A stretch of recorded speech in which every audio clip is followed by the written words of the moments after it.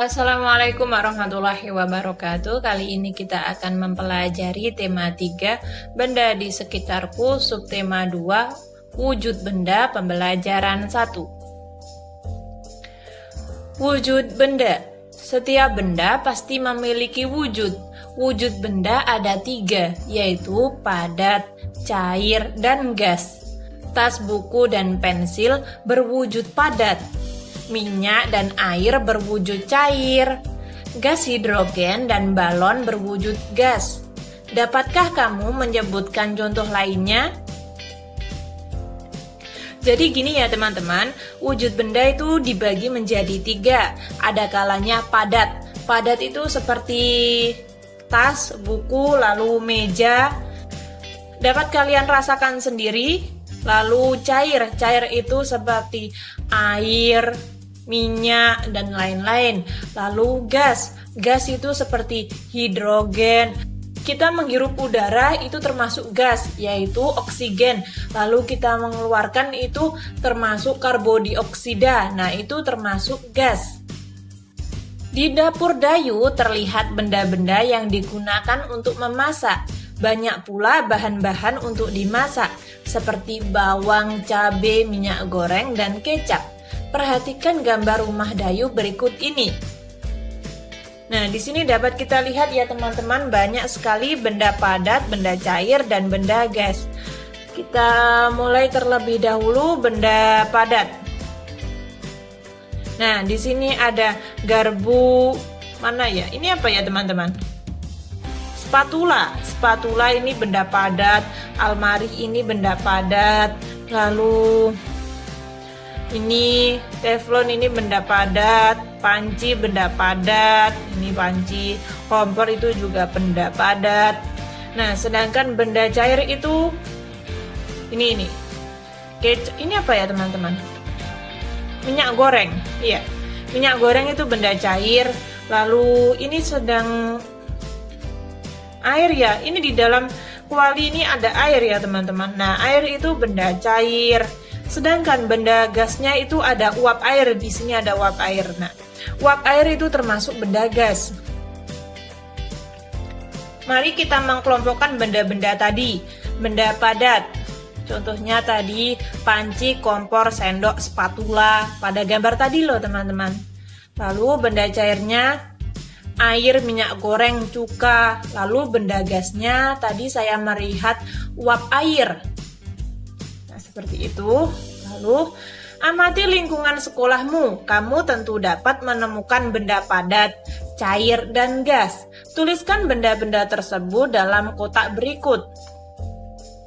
Mari kita amati di sekeliling kalian. Benda padatnya apa teman-teman? Ayo sebutkan. Ya, salah satu benda padat di sini adalah kursi, meja, tembok, papan tulis, buku, penggaris. Dan di sini saya sedang menghadap laptop. Laptop itu termasuk benda padat. Lalu benda cair. Benda cairnya contohnya air minum, minyak goreng, tinta pulpen, susu. Mungkin teman-teman ada ide lain, silahkan tulis. Lalu benda gas. Contohnya di sini udara, oksigen, asap, itu benda gas. Tidak dapat kita lihat ya. Lalu, benda dikelompokkan ke dalam 3 wujud. Tuliskan ketiga wujud benda tersebut. Nah, dikelompokkan jadi berapa? 3. Apa saja tadi? Benda cair, benda padat, dan benda gas. Nah, di sini saya sudah melengkapi dengan contoh-contohnya. Lalu, tuliskan 2 contoh benda padat di sekitarmu. Banyak sekali ya teman-teman benda padat di sekitar kita. Contohnya ada batu, kayu, besi, buku, almari, lalu apalagi laptop, HP, lalu ada penggaris, banyak sekali. Lalu tuliskan 2 contoh benda cair di sekitarmu. Contohnya air, minyak, dan susu. Ini sebenarnya disuruh menyebutkan 2 saja ya teman-teman. Tapi saya menyebutkan lebih dari 2 agar teman-teman itu lebih mengerti tentang pembelajaran ini. Di sini benda cair minyak air dan susu, lalu ada tinta ballpoint, lalu ada apa lagi ya, banyak sekali teman-teman. Lalu tuliskan 2 contoh benda gas di sekitarmu, udara dan oksigen. Lalu, pernahkah kamu naik alat transportasi seperti pada gambar? Tahukah kamu termasuk ke dalam wujud benda apakah motor itu? Ayo, ada yang tahu motor itu termasuk wujud benda apa? Ya, motor termasuk wujud benda padat. Pada hari Minggu, Edo dibonceng ayahnya ke rumah nenek. Edo dibonceng ayah dengan motor. Perhatikan denah jarak ke rumah nenek berikut ini. Silahkan kalian perhatikan, di sini ada rumah Edo, rumah nenek, dan kebun binatang. Nah, jarak rumah Edo ke rumah nenek itu 5 km lebih 300 meter. Lalu jarak rumah Edo ke kebun binatang itu 1523 meter. 1 km atau km dan meter atau m adalah satuan untuk menyatakan jarak. 1 km itu berapa meter? Ada yang bisa menjawab? Iya, 1 km itu sama dengan 1000 meter. Jarak rumah Edo ke rumah nenek 5 km lebih 300 meter. Berapa jarak rumah Edo ke rumah nenek dalam satuan meter? Dapat dilihat ya teman-teman, di sini ada 5 km dan m.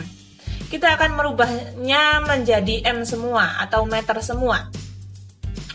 Di sini 5 km dan meter. Kita hanya akan merubah yang kilometer karena yang meter ini sudah satuannya meter. Lalu 5 km itu sama dengan 5000 meter. Jadinya 5000 meter ditambah 300 meter, jawabannya 5300 meter. Jarak rumah Edo ke rumah nenek adalah 5300.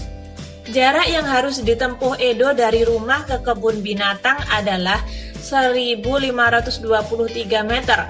Berapa jarak rumah Edo ke kebun binatang dalam satuan kilometer dan meter? Di sini kita disuruh mengganti satuannya dari meter ke kilometer dan meter. 1523 kita pecah antara ribuan dan ratusannya. 1000 ditambah 523, 1000 meter kita rubah menjadi km menjadi 1 km, dan 523 yang aslinya sudah meter kita tetapkan. Nah, seperti inilah. Jadi 1523 itu sama dengan 1 km ditambah 523 meter. Untuk lebih lanjutnya kita langsung kepada soal saja ya teman-teman. Di sini ada gambar. Ada bermacam-macam bentuk bangunan, juga bahan pembentuk bangunan tersebut. Perhatikan denah jarak antar bangunan di bawah ini. Di sini ada sekolah, pasar, kantor pos, rumah sakit, rumah udin, dan rumah Siti. Tentukan jarak dalam satuan meter. Mari kita lihat di sini rumah Siti ke sekolah berapa? Rumah Siti ke sekolah itu 5 km lebih 100 meter. Lalu rumah Udin ke kantor pos itu 2 km lebih 850 meter. Kita tulis saja di sini. Ya, seperti ini. Lalu di sini kan acak ya. Di sini campur ya teman-teman. Ada 5 km dan 100 meter. Nah, kita disuruh untuk merubah satuannya menjadi meter semua. Kita mulai dari nomor 1. Kita rubah kilometer menjadi meter. Nah, di sini kita hanya merubah yang 5-nya saja karena yang 10-nya itu sudah satuannya meter. Kita hanya merubah yang ini. 5 km kita rubah menjadi meter. Kilometer ke meter berapa ya? 1, 2, 3. Nah, ketika turun 3 maka kita kasih 0,3. 5 lalu 3. Nah, seperti ini. Lalu 100-nya kita turunkan. Nah, seperti ini. Setelah itu kita tambahkan. Kenapa kita tidak merubah 100-nya? Karena 100 dari awal itu sudah satuannya meter.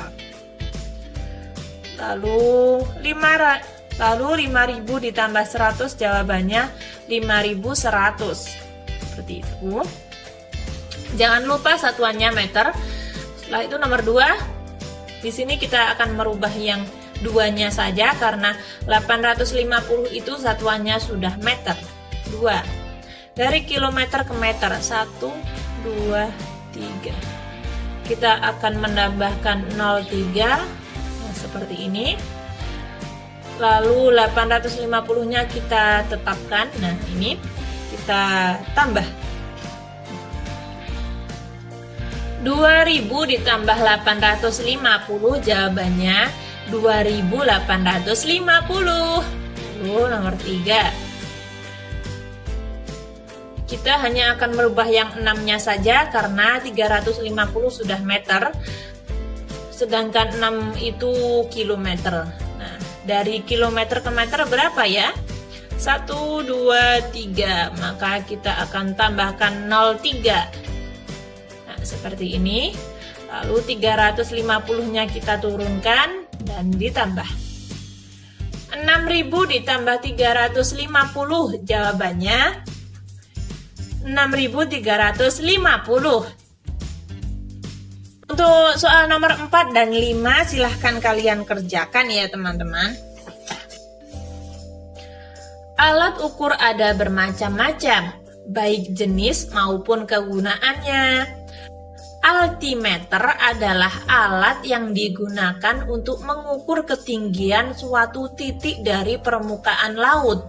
Biasanya alat ini digunakan untuk mengukur tinggi pesawat saat terbang dari permukaan laut.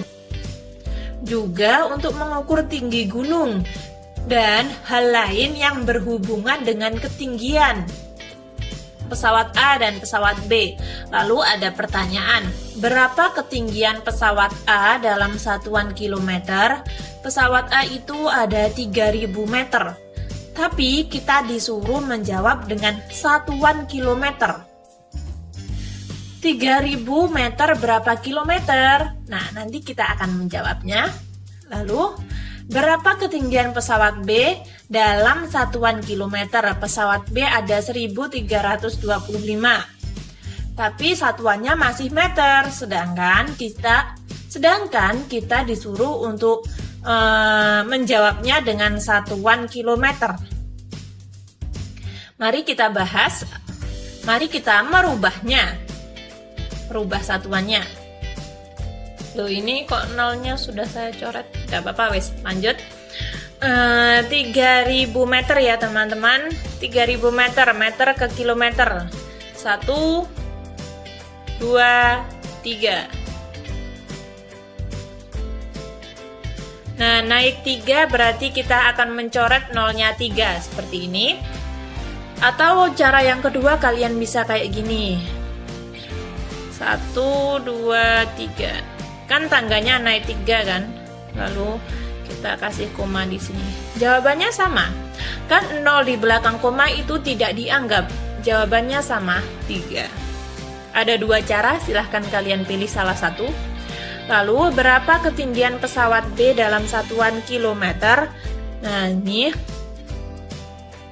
dari meter ke meter itu naik 3. Nah, di sini kita tidak bisa dengan cara coret karena cara coret hanya untuk angka 0. Sedangkan di sini angkanya 4325. Maka kita gunakan cara seperti ini. Naik 3 ya teman-teman. Oke, 1, 2, 3 lalu kita kasih koma di sini. Jadilah 4,325. Nah, seperti ini. Itu koma ya teman-teman, bukan titik. Pernahkah kamu memperhatikan gerak tipuan angin? Angin adalah udara yang bergerak. Udara berwujud gas. Gas tidak terlihat, namun dapat dirasakan. Tiupan angin ada yang kencang, lembut, dan sepoi-sepoi. Ada juga angin yang bertiup sangat kencang, seperti angin topan, angin puting beliung, dan lain-lain.